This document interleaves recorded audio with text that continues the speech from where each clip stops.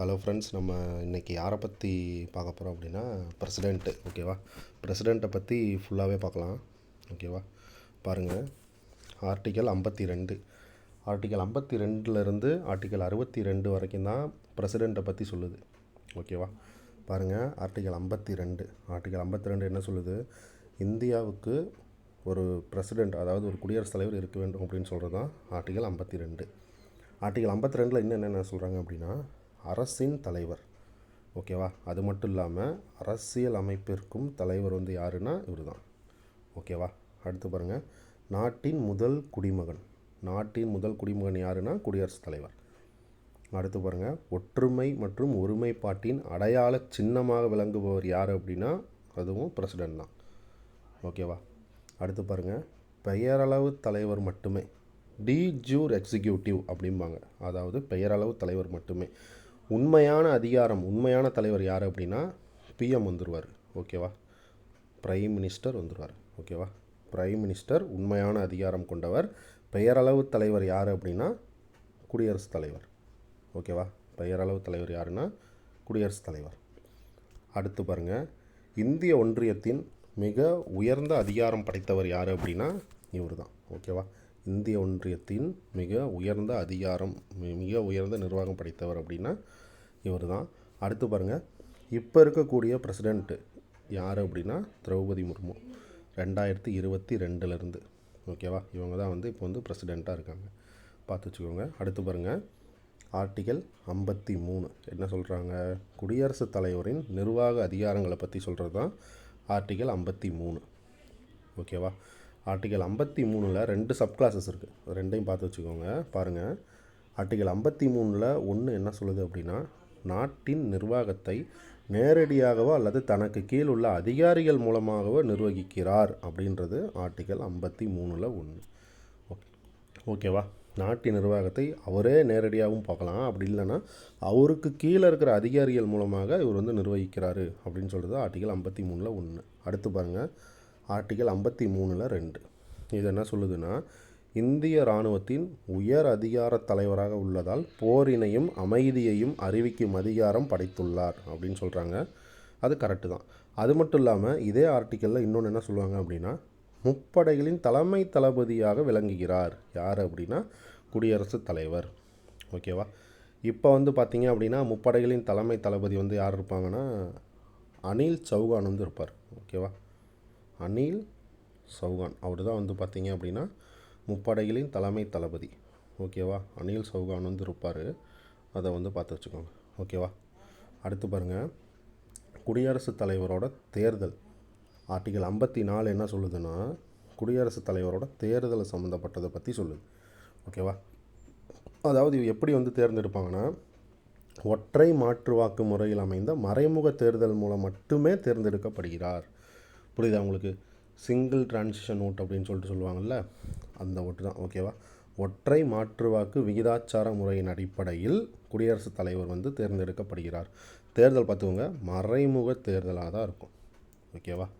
அடுத்து பாருங்கள், குடியரசுத் தலைவர் துணை குடியரசுத் தலைவர் தேர்தலை இந்திய தேர்தல் ஆணையம் குடியரசுத் தலைவர் துணை குடியரசுத் தலைவர் தேர்தலை விதிகள் 1952 படி நடத்துகிறது. பார்த்துக்கோங்க, எந்த ஆக்டுன்னு பார்த்துக்கோங்க, விதிகள். ஓகேவா? தேர்தல் விதிகள் 1952 படி தான் யாரோட தேர்தல் நடத்துகிறாங்க? பிரசிடெண்ட்டோட தேர்தலையும் வைஸ் பிரசிடெண்ட்டோட தேர்தலையும் நடத்துகிறாங்க. ஓகேவா? இதை பார்த்து வச்சுக்கோங்க. அடுத்து பாருங்கள், ஆர்டிக்கல் 55. ஆர்டிக்கல் 54 என்ன பார்த்தோம்? குடியரசுத் தலைவரோட தேர்தல்னு பார்த்தோம். இது தேர்தல் நடைமுறை, தேர்தல் எப்படி நடக்கணும் அப்படின்னு சம்மந்தப்பட்டது. ஓகேவா? நடைமுறை எப்படி படுத்தணும் அப்படின்னு சொன்னதுன்னா ஆர்டிக்கல் 55. ஓகேவா? அடுத்து பாருங்கள், ஆர்டிக்கல் 56. ஓகேவா? ஆர்டிக்கல் 56 பாருங்கள், குடியரசுத் தலைவரின் பதவிக்காலம் வந்து ஆர்டிக்கல் 56. ஓகேவா? நான் ஆல்ரெடி வந்து ஷார்ட்கட் சொல்லியிருப்பேன். பொதுவாக ஒரு பதவிக்காலம்னு எடுத்துக்கிட்டிங்கன்னா ஒன்று 5 வருஷம் இருக்கும், இல்லை 6 வருஷம் இருக்கும். ஓகேவா? அப்போ மக்களவை எம்பி, லோக்சபா எம்பிக்கு எத்தனை வருஷம்? 5 வருஷம் பதவிக்காலம். அடுத்து பாருங்கள், மாநிலங்களவை எம்பிக்கு எத்தனை? ராஜ்யசபா எம்பிக்கு வந்து பார்த்திங்க அப்படின்னா 6 வருஷம். ஓகேவா? ராஜ்யசபா எம்பிக்கு. அப்போ 5 வருஷம் இல்லை 6 வருஷம் தான் இருக்குது. அப்போ பதவிக்காலம்னு கேட்டாங்கன்னா ஆர்டிக்கல் என்ன சொல்லணும், 56ன்னு சொல்லணும். ஓகேவா? ஆர்டிக்கல் 56 தான் குடியரசுத் தலைவரோட பதவிக்காலம். ஓகேவா? அடுத்து பாருங்கள், ஆர்டிக்கல் 57. 57 என்ன சொல்லுது அப்படின்னா, மீண்டும் தேர்ந்தெடுக்கப்படுதல். இப்போ ஒரு தடவை பிரசிடெண்ட்டாக அவர் வந்து இருக்கார். ஓகேவா? மறுபடியும் அடுத்த எலெக்ஷன் வருது, பிரசிடெண்ட்டுக்கான அடுத்த எலெக்ஷன் வரும்போது மறுபடியும் அவரே வந்து பார்த்திங்க அப்படின்னா தேர்தலில் நிற்கலாம், பிரசிடெண்ட் எலெக்ஷனில் நிற்கலாம். ஸோ மறுபடியும் அவரே கூட பார்த்திங்க அப்படின்னா பிரசிடெண்ட்டாக ஆகலாம் அப்படின்னு சொல்கிறது தான் இந்த மீண்டும் தேர்ந்தெடுக்கப்படுதல் அப்படின்றது. அப்போ ஆர்டிக்கல் 57னா மீண்டும் தேர்ந்தெடுக்கப்படுதல். ஓகேவா? அடுத்து பாருங்கள், ஆர்டிக்கல் 58. ஆர்டிக்கல் 58 வந்து என்ன சொல்லுது அப்படின்னா, குடியரசுத் தலைவர் தேர்ந்தெடுக்கப்படுவதற்கான தகுதிகள். ஓகேவா? குடியரசுத் தலைவர் தேர்ந்தெடுக்கப்படுவதற்கான தகுதிகள் வந்து 58, மீண்டும் தேர்ந்தெடுக்கப்படுதல்னு வந்துட்டால் 57, பதவிக்காலம்னு வந்துட்டால் 56. ஓகேவா? காமனாக தேர்தல்னு கேட்டாங்கன்னா ஆர்டிக்கல் 54, தேர்தல் நடைமுறைன்னு சொன்னாங்க அப்படின்னா ஆர்டிக்கல் 55. ஆர்டிக்கலை மறந்துடாதீங்க. ஓகேவா? சரி, அடுத்து பாருங்கள், ஆர்டிக்கல் 58 குடியரசுத் தலைவர் தேர்ந்தெடுக்கப்படுவதற்கான தகுதிகள். என்னென்ன தகுதி இருக்கணும்னு சொல்லியிருப்பாங்க. என்னென்னா, ஏஜ் வந்து ஒரு 35 கம்ப்ளீட் ஆகிருக்கணும், அப்போ தான் குடியரசுத் தலைவரோட எலெக்ஷனுக்கு வந்து நிற்க முடியும். ஆதாயம் தரும் பதவியில் இருக்கக்கூடாது. அதாவது இந்த ஆதாயம் தரும் பதவிகள் அப்படின்னா வேறு ஏதாவது கவர்மெண்ட் வேலையில் அவர் வந்து இருக்கக்கூடாது அப்படின்னு சொல்கிறது. அதே மாதிரி பார்த்திங்க அப்படின்னா வேறு ஏதாவது ஒரு ப்ரைவேட் ஜாபில் அவர் வந்து பார்க்கக்கூடாது அப்படின்னு சொல்கிறது. ஓகேவா? அடுத்து பார்த்திங்க அப்படின்னா இவர் வந்து லோக்சபாவுக்கு தேர்ந்தெடுக்கப்படுவதற்கான தகுதிகள் வந்து இவருக்கு வந்து இருக்கணும் அப்படின்னு சொல்லியிருப்பாங்க. ஓகேவா? லோக்சபா பாராளுமன்ற உறுப்பினருக்கான தகுதி வந்து இவருக்கு இருக்கணும். ஓகேவா? அதை பார்த்து வச்சுக்கோங்க. அடுத்து பாருங்கள், ஆர்டிக்கல் 59. ஆர்டிக்கல் 59 வந்து என்ன சொல்லுது அப்படின்னா, குடியரசுத் தலைவர் பதவிக்குரிய நிபந்தனைகளை பற்றி சொல்லுது. என்னென்ன பதவினா இதை எப்படி இருக்கணும், என்னென்ன நிபந்தனை இருக்குது அப்படின்னு சொல்கிறது ஆர்டிக்கல் 59. ஓகேவா? அடுத்து பாருங்கள், ஆர்டிக்கல் 60. ஆர்டிக்கல் 60 வந்து என்ன சொல்லுது அப்படின்னா, குடியரசுத் தலைவரின் பதவி பிரமாணம். இப்போ யாராக இருந்தாலுமே பார்த்திங்க அப்படின்னா ஒரு பதவி பிரமாணம் எடுக்கணும். இப்போ திடீர்னு யாராவது ஒருத்தர் வந்து சிஎம் ஆகிட்டாங்கன்னா இந்த மாதிரி வந்து அவங்களுக்குன்னு ஒரு சில வேர்ட்ஸ் கொடுத்து இந்த மாதிரி நான் வந்து சிஎம் ஆகிட்டேன் அப்படின்னு சொல்லிட்டு பதவி பிரமாணம் எடுக்கணும். அப்போ குடியரசுத் தலைவர் வந்து பார்த்திங்க அப்படின்னா உச்சநீதிமன்ற தலைமை நீதிபதி முன்னிலையில் வந்து பார்த்திங்க அப்படின்னா பதவி பிரமாணம் பண்ணுவாங்க. அப்போ ஆர்டிக்கல் 60 வந்து எதை பற்றி சொல்லுது அப்படின்னா பதவி பிரமாணத்தை சொல்லுது. அடுத்து பாருங்கள், ஆர்டிக்கல் 61. ஆர்டிக்கல் 61 என்ன அப்படின்னா குடியரசுத் தலைவரை பதவி நீக்கம் செய்யும் முறையை பற்றி சொல்கிறது ஆர்டிக்கல் 61. ஓகேவா? ஆர்டிக்கல் 61 மறந்துடாதீங்க. ஓகேவா? ஆர்டிக்கல் 61 அப்படின்னா குடியரசுத் தலைவரை பதவி நீக்கம் செய்யும் முறை தான் வந்து பார்த்திங்கன்னா 61. ஓகேவா? அடுத்து பாருங்கள், ஆர்டிக்கல் 62.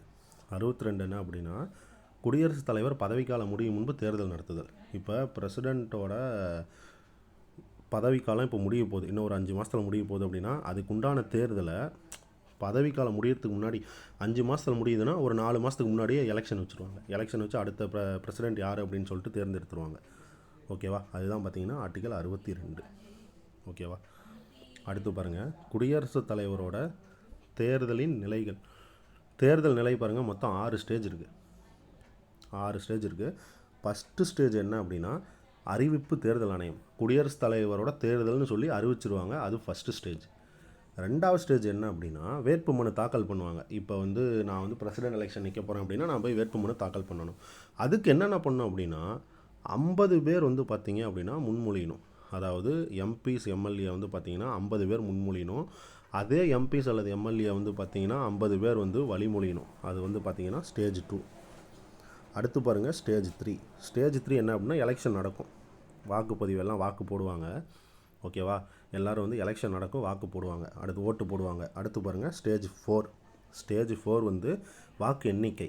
வாக்கை வந்து எத்தனை வாக்கு போட்டிருக்காங்க, எத்தனை ஓட்டு போட்டிருக்காங்கன்னு கவுண்ட் பண்ணுவாங்க. அதான் ஸ்டேஜ் 4. அடுத்து பாருங்கள் ஸ்டேஜ் 5.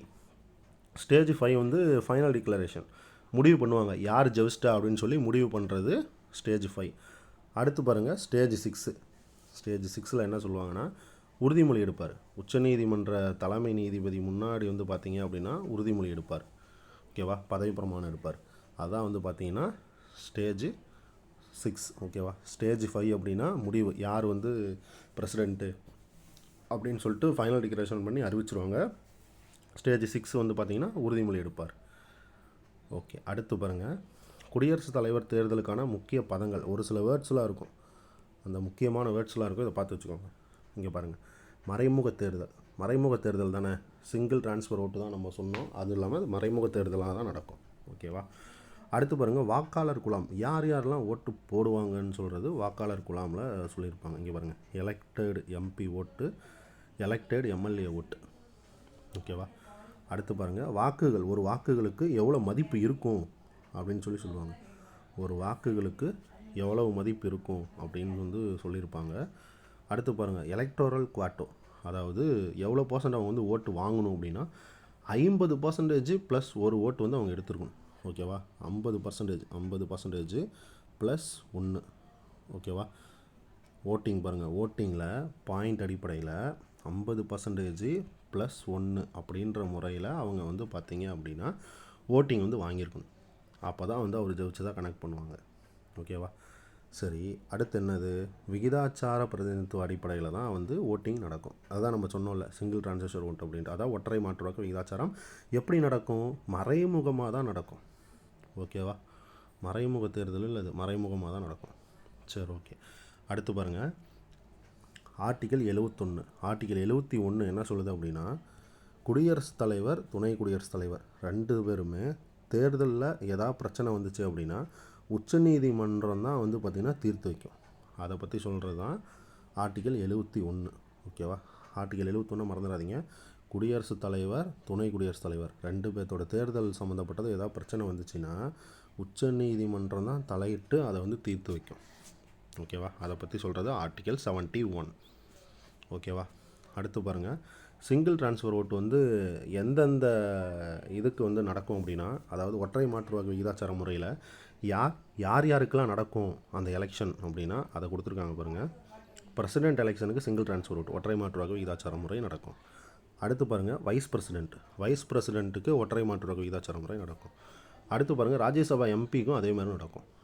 அடுத்தது ஸ்டேட் லெஜிஸ்லேட்டிவ் கவுன்சில். ஓகேவா? அதாவது எம்எல்சின்னு சொல்லுவாங்கள்ல, அவங்களுக்கும் பார்த்தீங்க அப்படின்னா நடக்கும். ஓகேவா? சரி, அடுத்து பாருங்கள், குடியரசுத் தலைவரின் தேர்தல். குடியரசுத் தலைவரோட தேர்தல் எப்படி நடக்கும் அப்படின்றத பார்க்கலாம். ஓகேவா? பாருங்கள், குடியரசுத் தலைவரோட தேர்தல் இப்போ தான் சொன்னோம், மறைமுகமாக தான் நடக்கும். வாக்காளர் குழாம் கொண்டிருப்பது. தேர்தலை பற்றி சொல்கிற ஆர்டிக்கல் என்ன? 54. அதே தேர்தல் நடைமுறைன்னு சொல்லிட்டா 55 வந்துடும். பார்த்தோமா என்ன? அதே தான். ஓகேவா? இப்போ யார் யாரெல்லாம் ஓட்டு போட முடியும், இப்போ பிரசிடென்ட் எலெக்ஷனுக்கு யார் யாரெல்லாம் ஓட்டு போட முடியும், யார் யாரெல்லாம் ஓட்டு போட முடியாது அப்படின்னு நீங்கள் தெரிஞ்சுக்கணும். ஓகேவா? இப்போ பாருங்கள், யார் யாரெல்லாம் ஓட்டு போட முடியும் அப்படின்னா, பாராளுமன்றத்தின் தேர்ந்தெடுக்கப்பட்ட உறுப்பினர். யார் யார் அப்படின்னா, மக்களவையில் 543 பேர் தேர்ந்தெடுப்பாங்க. ஓகேவா? அதே மாதிரி மாநிலங்களவையில் 233 பேர் தேர்ந்தெடுப்பாங்க. ஓகேவா? அதில் 232. ஓகேவா? 233 இல்லை, 232. ஓகேவா? இப்போ இருக்கிறது. ஓகேவா? இப்போ இருக்கிறது. பட் ஆனால் 238 தான் நம்ம கரெக்டாக கவுண்டிங்கில் சொல்லணும். ஓகேவா? 238, 238. ஓகேவா? ஓகே. அடுத்து பாருங்கள், சட்டமன்றங்களில் தேர்ந்தெடுக்கப்பட்ட உறுப்பினர்கள். அதாவது 28 மாநிலங்கள்லேயும் சட்டமன்ற உறுப்பினர், அதாவது எம்எல்ஏஸ் இருப்பாங்கள்ல, எம்எல்ஏஸ்லாம் நம்ம மக்களவையில் இப்போ எப்படி மக்களவையில் எம்பி இருக்காங்க, அந்த மாதிரி ஒவ்வொரு ஸ்டேட்லேயுமே எம்எல்ஏஸ் இருப்பாங்க. அந்த எம்எல்ஏவெலாம் ஓட்டு போட்டு தானே தேர்ந்தெடுக்கிறோம் நம்ம. அந்த மாதிரி இப்போ தமிழ்நாட்டில் 234 இருக்குது அப்படின்னா, அந்த 234ல் ஒரு ஒரு ஒரு ஆங்கிலோ இண்டியன் இருப்பார். மீதி 233 தொகுதி இருக்கும். அந்த 233 தொகுதியுமே பார்த்திங்க அப்படின்னா ஒவ்வொரு எம்எல்ஏ இருப்பாங்க. அந்த எம்எல்ஏஸ் எல்லாருமே பார்த்திங்கன்னா குடியரசுத் தலைவருக்கு ஓட்டு போட எலிஜிபிள். ஓகேவா? அடுத்து பாருங்கள், அது மட்டும் இல்லாத டெல்லி, புதுச்சேரி, ஜம்மு காஷ்மீரில் தேர்ந்தெடுக்கப்பட்ட உறுப்பினர்கள். அதாவது அங்கே பார்த்திங்க அப்படின்னா ஓட்டு போட்டு எலெக்ஷன் வச்சு தேர்ந்தெடுத்திருப்பாங்கல்ல, டெல்லி, புதுச்சேரி, ஜம்மு காஷ்மீர், இதில் இவங்களும் பார்த்திங்க அப்படின்னா இந்த குடியரசுத் தலைவர் எலெக்ஷனுக்கு ஓட்டு போடலாம் அப்படின்னு சொல்லி 70வது கான்ஸ்டியூஷன் அமெண்ட்மெண்ட்டில் சொல்லியிருப்பாங்க. ஓகேவா? எப்போ?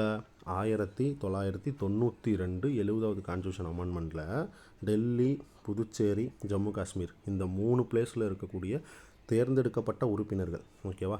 8 யூனியன் பிரதேசங்களில் இருக்கக்கூடிய எம்எல்ஏ அவங்க 70வது அமெண்ட்மெண்ட்டு 1992 படி பார்த்திங்க அப்படின்னா இவங்களும் ஓட்டு போடலாம், இவங்களும் குடியரசுத் தலைவர் எலெக்ஷனுக்கு எலிஜிபிள் அப்படின்னு சொல்லியிருப்பாங்க. ஓகேவா? அடுத்து பாருங்கள், யார் யாரெல்லாம் ஓட்டு போட முடியாது, இப்போ யார் யாரெல்லாம் ஓட்டு போட முடியும்னு பார்த்தோம். யார் யாரெல்லாம் ஓட்டு போட முடியும்? பாராளுமன்றத்தால் தேர்ந்தெடுக்கப்பட்ட உறுப்பினர் அப்படின்னா மக்களவையில் 543 பேர், மாநிலங்களவையில் 238 பேர் வருவாங்க. ஓகேவா? அடுத்து பாருங்கள், சட்டமன்றங்களில் தேர்ந்தெடுக்கப்பட்ட உறுப்பினர்கள் 28 மாநிலங்கள்லையும் யார் யார் எம்எல்ஏ இருக்காங்களோ அவங்க வருவாங்க. டெல்லியில், புதுச்சேரி, ஜம்மு காஷ்மீரில் தேர்ந்தெடுக்கப்பட்ட உறுப்பினர்கள்லாம் வருவாங்க. ஓகேவா? அதாவது 8 யூனியன் பிரதேசங்களில் இருக்கக்கூடிய எம்எல்ஏ. ஓகேவா? அடுத்து பாருங்கள், அது எத்தனாவது அமெண்ட்மெண்ட் அப்படின்னா 70வது கான்ஸ்டியூஷன் அமெண்ட்மெண்ட் 1992 கொண்டு வந்திருப்பாங்க. அதுக்கு முன்னாடிலாம் பார்த்தீங்கன்னா டெல்லி, புதுச்சேரி, ஜம்மு காஷ்மீரில் இந்த சட்டமன்றங்கள் இருக்கவங்களாம் வந்து ஓட்டு போட மாட்டாங்க. 1992க்கு அப்புறம் தான் இவங்களாம் வந்து பார்த்திங்கன்னா இவங்களும் வந்து குடியரசுத் தலைவருக்கு ஓட்டு போடலான்னு சொல்லியிருப்பாங்க. அடுத்து பாருங்கள், இப்போ நம்ம யார் யாரெல்லாம் ஓட்டு போட முடியும்னு பார்த்தாச்சு. இப்போ யார் யாரெல்லாம் ஓட்டு போட முடியாதுன்னு பார்க்கணும். ஓகேவா? யார் யாரெல்லாம் வாக்களிக்க முடியாது அப்படின்னு பார்க்கணும். நியமன பாராளுமன்ற உறுப்பினர்கள் மக்களவையில் எத்தனை பேர், மாநிலங்களவையில் எத்தனை பேர் இருப்பாங்க நம்மளுக்கு தெரியணும். இப்போ மக்களவையில் 2 ஆங்கிலோ இண்டியன் இருப்பாங்க. அந்த 2 பேர் வந்து ஓட்டு போடக்கூடாது. ஓகேவா? பிரசிடெண்ட் எலெக்ஷனுக்கு, வைஸ் பிரசிடெண்ட் எலெக்ஷனுக்கு இவங்க 2 பேர் ஓட்டு போடக்கூடாது. அடுத்து பாருங்கள், மாநிலங்களவையில் இருக்கக்கூடிய 12 பேர் இருக்காங்க பார்த்தீங்களா, இவங்களும் வந்து பிரசிடெண்ட் எலெக்ஷனுக்கு ஓட்டு போடக்கூடாது. ஓகேவா? அடுத்து பாருங்கள், 28 மாநிலத்தின் நியமன சட்டமன்ற உறுப்பினர்கள், அதாவது நியமனம் பண்ணுவாங்கள்ல, சட்ட மேலவைக்குன்னு சொல்லி நியமனம் பண்ணுவாங்க தெரியுமா, அவங்களாம் வந்து பார்த்திங்க அப்படின்னா ஓட்டு போட முடியாது. ஓகேவா? நியமனம் பண்ணுற உறுப்பினர், அதாவது அப்பாயின்மெண்ட் பண்ணி நியமனம் பண்ணுவாங்கள்ல ஒரு எம்எல்சியாக, அவங்களாம் வந்து பார்த்திங்க அப்படின்னா ஓட்டு போட முடியாது. அடுத்தது டெல்லி, புதுச்சேரி நியமன சட்டமன்ற உறுப்பினர். இப்போ டெல்லி, புதுச்சேரியில் ஓட்டிங் வச்சு இது பண்ணுறாங்கல்ல அந்த மாதிரி நாமளாக வந்து தேர்ந்தெடுக்கிறது, அங்கே இருக்கக்கூடிய அவங்களுக்குள்ள உறுப்பினர்கள்லாம் சேர்ந்து ஒரு எம்எல்சியாக வந்து நம்ம தேர்ந்தெடுத்துக்கலாம் அப்படின்னு சொல்கிறாங்கல்ல, அந்த மாதிரி தேர்ந்தெடுக்கப்பட்ட உறுப்பினர் நியமனம் பண்ணி வரவங்க வந்து பார்த்திங்கன்னா ஓட்டு போட முடியாது. ஓகேவா? அடுத்து பாருங்கள், மாநில சட்ட மேலவை உறுப்பினர்கள். இதுதான் காமன் பாயிண்ட் தான் அது. மாநில சட்ட மேலவைனா, இப்போ நம்ம சட்ட மேலவையில் வந்து பார்த்திங்க நம்மக்கிட்ட கிடையாது தமிழ்நாட்டில். 1986 நவம்பர் 1 கேன்சல் பண்ணியிருப்பாங்க. ஆர்டிகல் 169 யூஸ் பண்ணி சட்ட மேலவையை கேன்சல் பண்ணியிருப்பாங்க. புதுசாகவும் கூட இதே ஆர்டிகல் யூஸ் பண்ணி உருவாக்கிக்கலாம். பட் நீங்கள் தெரிஞ்சு வச்சுக்கோங்க, இதில் பாருங்கள், சட்ட மேலவையில் உறுப்பினர்கள் தேர்வு செய்யப்பட்டவர்கள் நியமனம். ஓகேவா? நியமனம் இவங்களாம் வந்து பார்த்திங்க அப்படின்னா ஓட்டிங் போடக்கூடாது. ஓகேவா? அதையும் தெரிஞ்சு வச்சுக்கோங்க. அடுத்து பாருங்கள், வாக்குகளோட மதிப்பு. ஓகேவா? வாக்குகளோட மதிப்பு பார்த்திங்க அப்படின்னா 1971 மக்கள் தொகை அடிப்படையின்படி தான் வந்து இன்ன வரைக்கும் போயிட்டுருக்கு. ஓகேவா? அப்போ சட்டமன்ற உறுப்பினர்கள் எம்எல்ஏன்னு சொல்லுவாங்கள்ல, எம்எல்ஏவோட ஓட்டு மதிப்பு எவ்வளோனா, அது நம்ம எப்படி கால்குலேஷன்னா அந்த ஃபார்முலாவை நம்ம மனப்பாடம் பண்ணணும். ஓகேவா? இந்த ஃபார்முலா வந்து நம்ம வந்து மனப்பாடம் பண்ணியிருக்கணும். மொத்த மக்கள் தொகை டிவைடட் பை மாநில சட்டமன்றத்தின் தேர்ந்தெடுக்கப்பட்ட உறுப்பினர்கள் இன்ட்டு 1/1000. இந்த ஃபார்முலாவை மனப்பாடம் பண்ணியிருக்கணும். ஓகேவா? நல்லா பார்த்துக்கோங்க. மாநிலத்தின் மொத்த மக்கள் தொகை டிவைடட் பை மாநில சட்டமன்றத்தின் மொத்த தேர்ந்தெடுக்கப்பட்ட உறுப்பினர்கள் இன்ட்டு 1/1000. இப்போ 1971 மக்கள் தொகை பேஸ்டு அடிப்படையில் தானே நம்ம நடந்துகிட்ருக்கு. அப்போ 1971 மொத்த மக்கள் தொகை நம்ம தமிழ்நாட்டில் வந்து எவ்வளோ இருந்திருக்காங்கன்னா 4,11,99,168 பேர் இருந்திருக்காங்க. ஓகேவா? அப்போ எத்தனை எம்எல்ஏ இருந்தாங்கன்னா 234 எம்எல்ஏ இருந்திருக்காங்க. அப்போ டிவைடட் பை 234 இன்ட்டு 1/1000. ஓகேவா? இன்ட்டு 1/1000 போட்டிங்கன்னா நம்மளுக்கு தமிழ்நாட்டில் இருக்கக்கூடிய ஒரு எம்எல்ஏவோட வாக்கு மதிப்பு கிடச்சிரும். ஓகேவா? அப்போ தமிழ்நாட்டில் இருக்கக்கூடிய ஒரு எம்எல்ஏவோட வாக்கு மதிப்பு எவ்வளோ அப்படின்னா 176. ஓகேவா? இது எம்எல்ஏவுக்கு.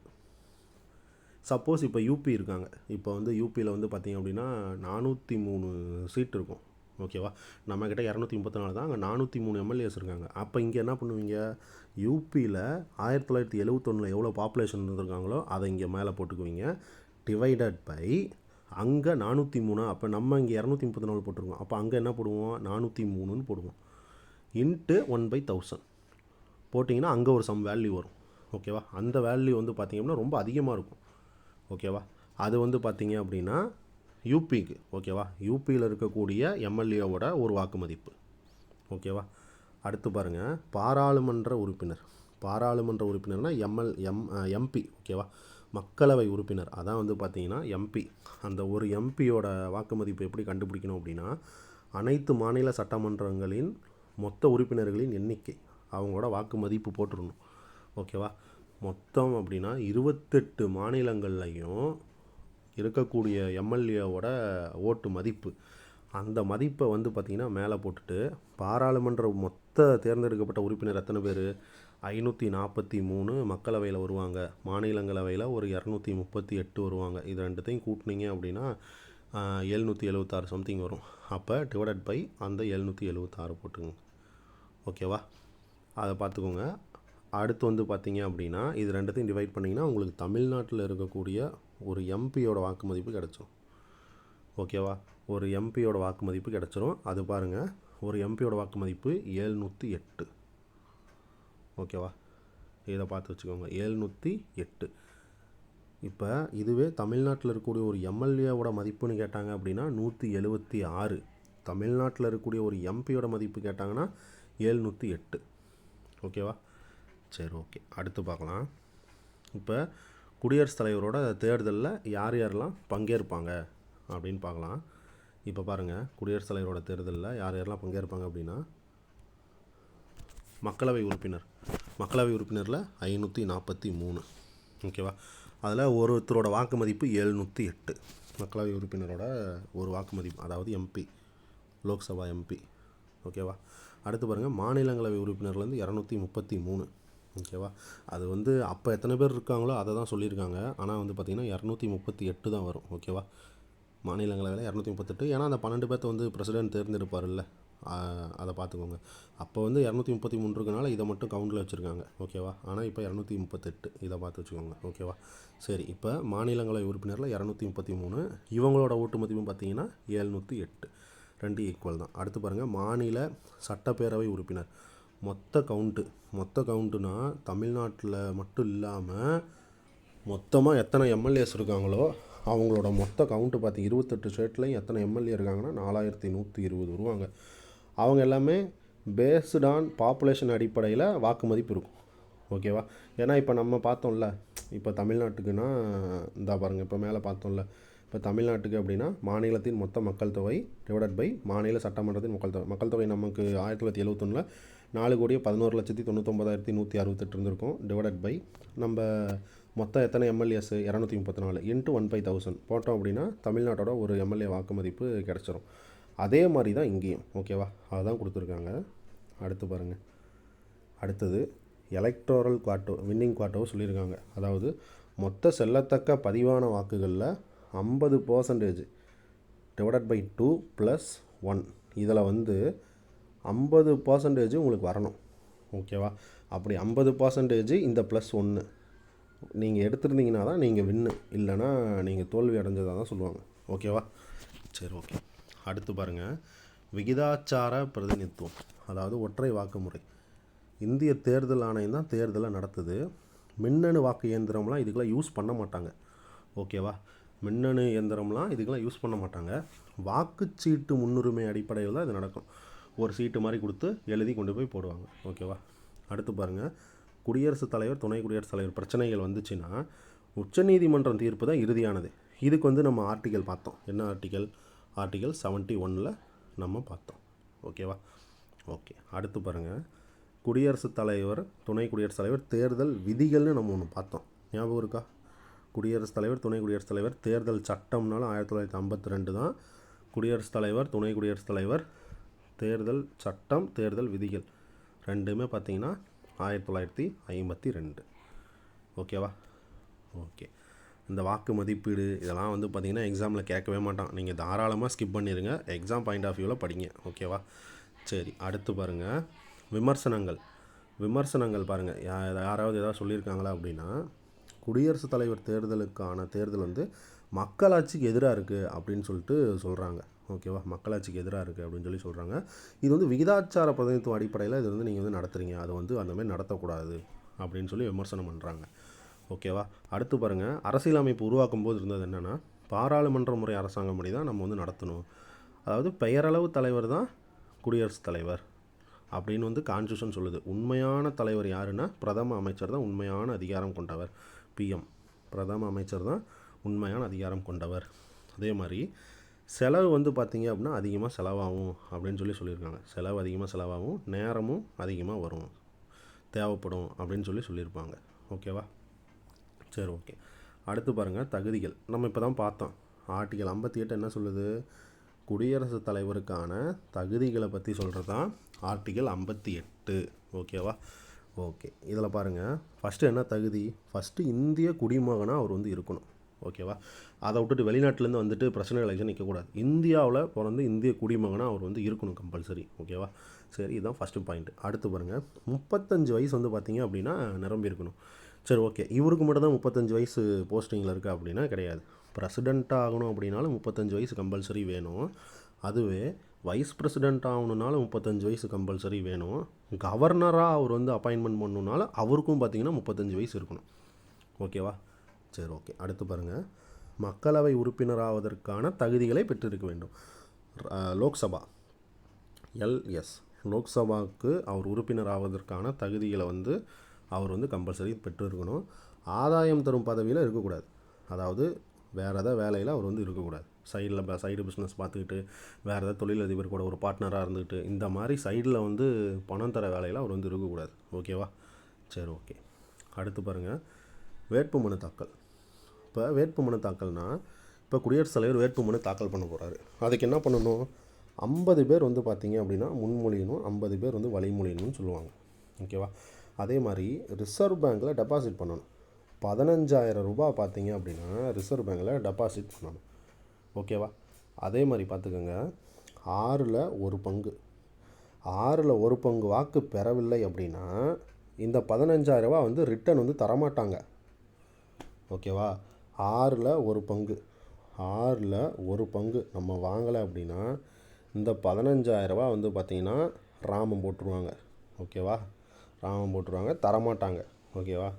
ஓகே. அடுத்து பாருங்கள், ஆதாயம் தரும் பதவியில் யார் யாரெல்லாம் பார்க்கக்கூடாது அப்படின்னா, குடியரசுத் தலைவர் ஆதாயம் தரும் பதவியில் இருக்கக்கூடாது. துணை குடியரசுத் தலைவரும் ஆதாயம் தரும் பதவியில் இருக்கக்கூடாது. ஆளுநரும் ஆதாயம் தரும் பதவியில் இருக்கக்கூடாது. மத்திய மாநில அமைச்சர்கள் குழுவில் இருக்கவங்களும் ஆதாயம் தரும் பதவியில் இருக்கக்கூடாது. ஓகேவா? சரி, ஓகே. அடுத்து பாருங்கள், ஆர்டிக்கல் 60. ஆர்டிக்கல் 60 எதை பற்றினது? குடியரசுத் தலைவரோட பதவி பிரமாணத்தை சம்மந்தப்பட்டது தான் ஆர்டிக்கல் 60. ஓகேவா? ஆர்டிக்கல் 60 குடியரசுத் தலைவரின் பதவி பிரமாணம். இப்போ குடியரசுத் தலைவரோட பதவி பிரமாணம் அப்படின்னா உண்மைத்தன்மையுடன் அலுவலக கடமை ஆற்றுவது. அடுத்து பாருங்கள், அரசியலமைப்பு மற்றும் சட்டத்தினை பாதுகாத்து பேணி போற்றுவது. அடுத்து பாருங்கள், மக்கள் பணிக்கான அர்ப்பணிப்பு மற்றும் இந்திய மக்களின் நலம். ஓகேவா? அதை வந்து பாதுகாக்கிறது. ஓகேவா? சரி, ஓகே. இப்போ பிரசிடெண்ட்டுக்கு பதவி பிரமாணம் செய்து வைப்பவர் யார் அப்படின்னா பார்த்துக்கோங்க, இந்திய தலைமை நீதிபதி தான் வந்து பார்த்திங்க அப்படின்னா பதவி பிரமாணம் செஞ்சு வைப்பார். ஓகேவா? சரி, ஓகே. இந்திய தலைமை நீதிபதி இப்போ இல்லை.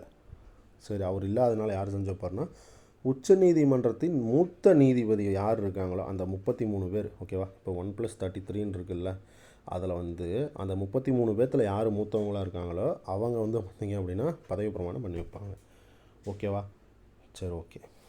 அடுத்து பாருங்கள், இங்கே பாருங்கள், தற்காலிக குடியரசுத் தலைவரும் பதவி பிரமாணம் மேற்கொள்ளும் முறைனா இதே தான். ஓகேவா? சேம் ப்ரொசீஜர் தான். சரி, அடுத்து பாருங்கள், ஆர்டிக்கல் 59 குடியரசுத் தலைவரின் நிபந்தனைகள். ஆர்டிக்கல் 58 என்ன பார்த்தோம்? தகுதிகள் பார்த்தோம். ஓகேவா? இப்போ என்னது? ஆர்டிக்கல் 59 பார்த்திங்கன்னா குடியரசுத் தலைவரின் நிபந்தனைகள். ஓகேவா?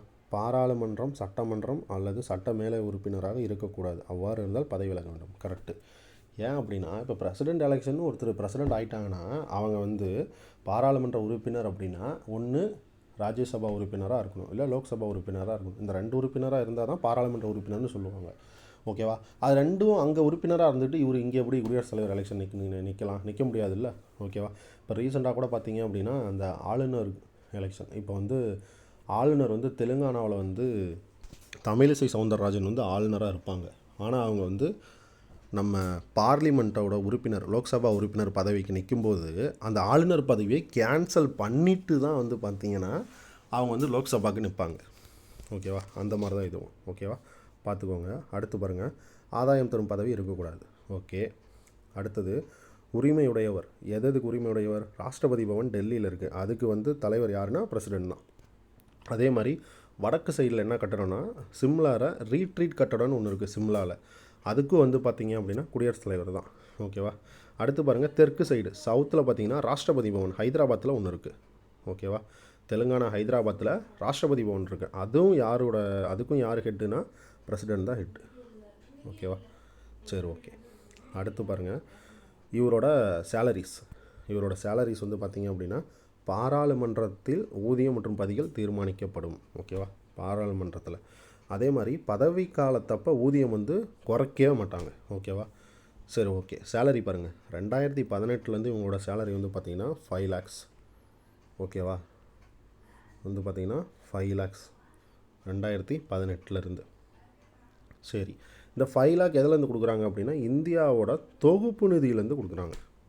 ஓகேவா. இந்தியாவோட தொகுப்பு நிதி இதெல்லாம் வந்து பார்த்திங்க அப்படின்னா ஆர்டிகல் 266 வரும். ஓகேவா. பார்த்து வச்சுக்கோங்க. ஓகே, சரி. அடுத்து பாருங்கள், இவர் வந்து இப்போ வந்து பிரசிடெண்ட் வந்து ரிட்டையர்மெண்ட் ஆகிறாரு அப்படின்னா அவருக்கு வந்து ஓய்வூதியமாக இப்போ 5 லட்சம் சேலரி வாங்குறாருன்னா ஓய்வூதியத்தப்போ எவ்வளோ கொடுப்பாங்கன்னா அதில் பாதி 2.5 lakhs வந்து பார்த்திங்க அப்படின்னா ஓய்வூதியமாக தருவாங்க. ஓகேவா. ஓகே. அடுத்து பாருங்கள், ஆர்டிகல் 56 என்ன சொல்லுது? குடியரசுத் தலைவரோட பதவிக்காலம் ஆர்டிகல் 56. ஒன்று, அவர் வந்து அலுவலக பதிவு துவங்கியதிலிருந்து 5 ஆண்டு காலம். ஓகேவா. இப்போ நான் பிரசிடெண்ட் ஆகிட்டேன் அப்படின்னா ஃபஸ்ட் நாள் கையெழுத்து போடுறோம் பார்த்தீங்களா, அந்த கையெழுத்து போட்ட டேட்டு, இப்போ இப்படி கையெழுத்து போடுறேன்னு வைங்களேன், இப்படி கையெழுத்து போட்ட டேட்லேருந்து 5 years. ஓகேவா. 5 years 5 ஆண்டு காலத்துக்கு வந்து பார்த்திங்க அப்படின்னா நான் வந்து இதுக்கு வந்து இருக்கலாம். ஓகேவா. பதவியில் இருக்கலாம். அடுத்து பாருங்கள், இப்போ நான் பதவி பிடிக்கல அப்படின்னா துணை குடியரசுத் தலைவர்கிட்ட போய் பதவி விலகல் கடிதத்தை நான் வந்து கொடுக்கணும். ஓகேவா. அடுத்து பாருங்கள், பதவி நீக்கம் மூலம் மட்டும் நீக்கலாம். Article 61 correct. ஆர்டிகல் 61 தான் பதவி நீக்க முறை. பாராளுமன்றத்தின் மூலம் தீர்மானம் கொண்டு வரப்படலாம். கரெக்டு தான். பார்லிமெண்ட்டில் தான் தீர்மானம் கொண்டுட்டு வரணும், மக்களவையில் கொண்டுட்டு வரணும். ஓகேவா. அதே மாதிரி மீண்டும் மறுமுறை பதவிக்கு தகுதியானவரும்னா ஆமாம், கரெக்டு தான். ஆர்டிகல் 57 அதானே சொல்லுது. மறுபடியும் ஒரு கூட குடியரசுத் தலைவர் தேர்ந்தெடுக்கப்படலாம்.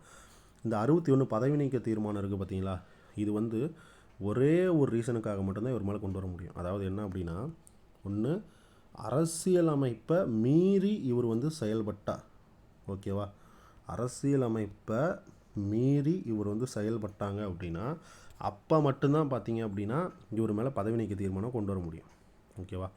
சரி, ஓகே. அடுத்து பாருங்கள், எத்தனை முறை வேண்டுமானாலும் தேர்வு செய்யப்படலாம். கரெக்டு தானே. ஆனால் அமெரிக்காவில் பாருங்கள், அமெரிக்காவில் ஒரு நபர் 2 முறைக்கு மேல் பதவி வைக்கக்கூடாது. ஓகேவா. இப்போ பிரசிடெண்ட் அமெரிக்காவில் இருக்கார் பார்த்தீங்களா, பிரசிடெண்ட் வந்து அமெரிக்காவில் 2 தடவை தான் வந்து பார்த்திங்க அப்படின்னா பிரசிடெண்ட்டாக அவர் இருக்க முடியும். 2 தடவைக்கு மேலே 3 தடவை 4 தடவை 5 தடவைலாம் அவரால் இருக்கவே முடியாது. தப்பு. ஓகேவா. இருக்கக்கூடாது. ஓகேவா. ஆனால் நம்ம இந்தியாவில் எத்தனை தடவை வேணாலும் பிரசிடெண்ட்டாக இருந்துக்கலாம். அதுக்கு வந்து எதுவும் சொல்லலை. ஓகேவா. அதை பற்றி எதுவும் சொல்லலை நம்ம கான்ஸ்டியூஷனில்.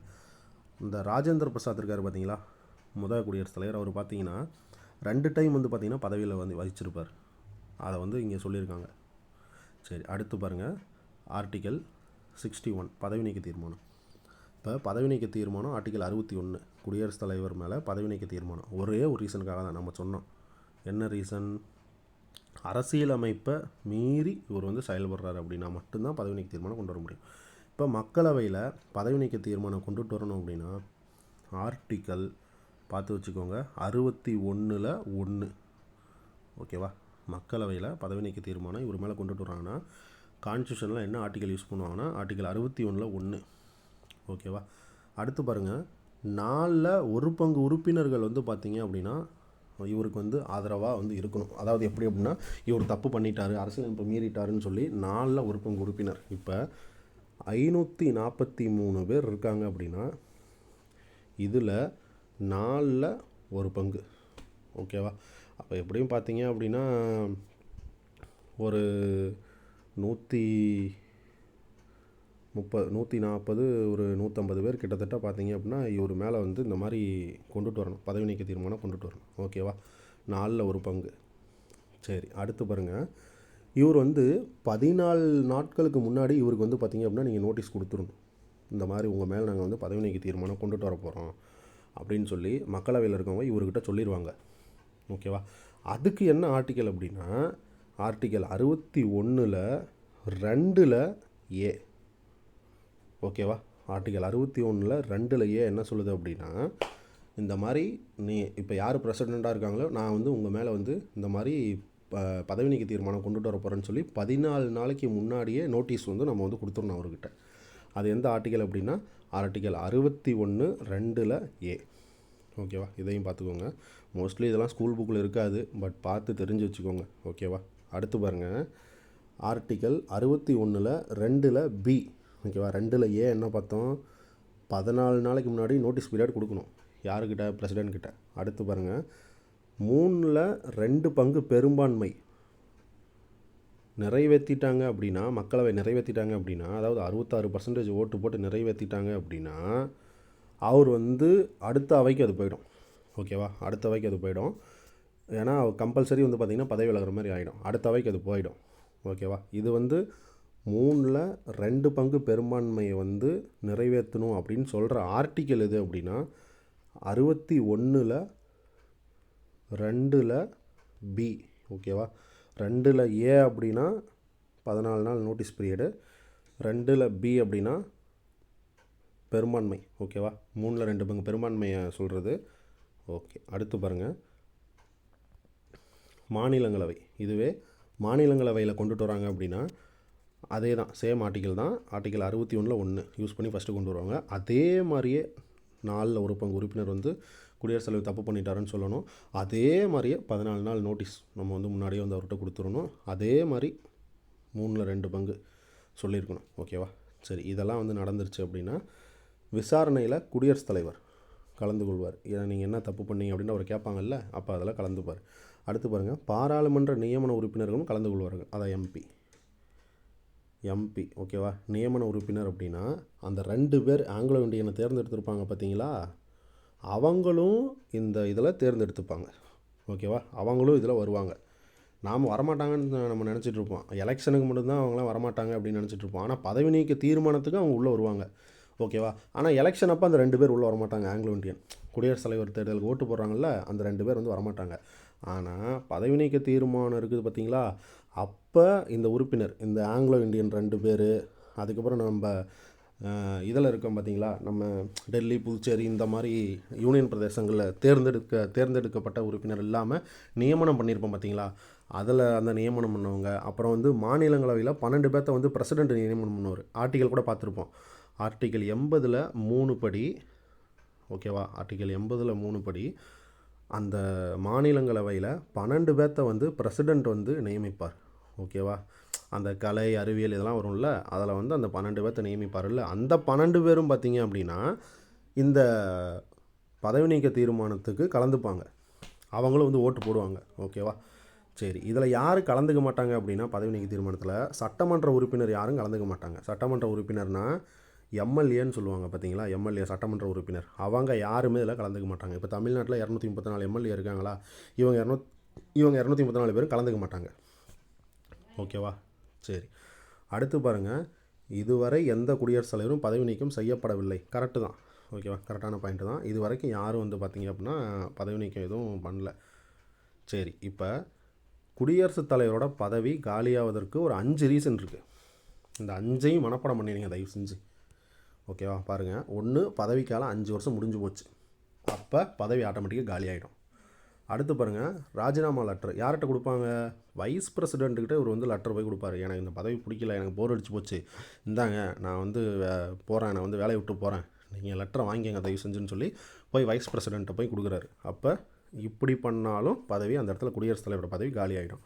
அடுத்து பாருங்கள், பதவி நீக்க வழிமுறை மூலம். இப்போ வந்து இவர் மேலே வந்து பதவி நீக்க தீர்மானம் கொண்டு வரோம். ஆர்டிக்கல் 61 யூஸ் பண்ணி இந்த மாதிரி பதவி நீக்க தீர்மானம் கொண்டு வரோம். இவர் வந்து அரசியலமைப்பை மீறிட்டார், கான்ஸ்டியூஷனை வந்து தப்பாக பயன்படுத்திட்டாருன்னு சொல்லி கொண்டு வரோம். அப்படி கொண்டு வந்து பதவி நீக்க தீர்மானத்து மூலம் கூட நம்ம வந்து பதவியை காலி பண்ண வைக்கலாம். ஓகேவா? அப்போ இது ஒரு ரீசன். அடுத்து பாருங்கள், இறப்பின் மூலம். திடீர்னு எங்கேயோ போகிறாரு, விமானத்தில் இது போகிறாரு, திடீர்னு மண்டை போட்டுறாரு, எங்கிட்ட வந்து ஆக்சிடென்ட் ஆகிடுது ஃப்ளைட்டு, இந்த மாதிரி ஒரு தற்செயல் நிகழ்வு நடக்கலாம். அப்படி நடக்கும்போது அப்பையும் பதவி காலியாகுது.